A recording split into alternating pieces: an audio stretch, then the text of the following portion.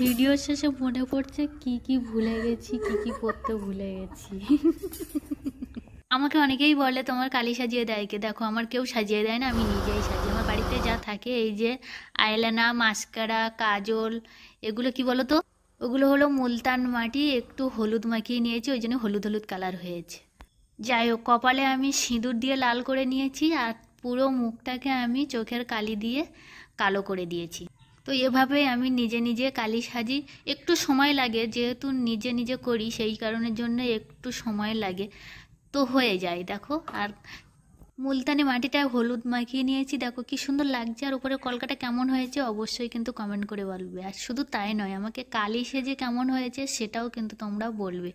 দেখো সবাই তো পার্লারে যায় সাজতে, কিন্তু আমাদের তো অত টাকা নেই, তো বাড়িতেই যা থাকে তাই দিয়েই আমি সাজি।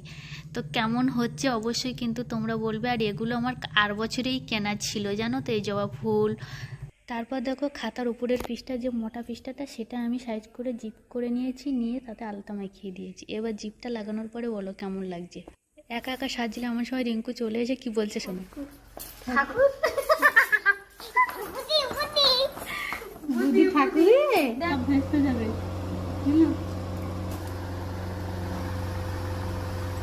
তারপর শুটিং শেষ। হে প্রভু, আমার মুখের অবস্থাটা দেখো।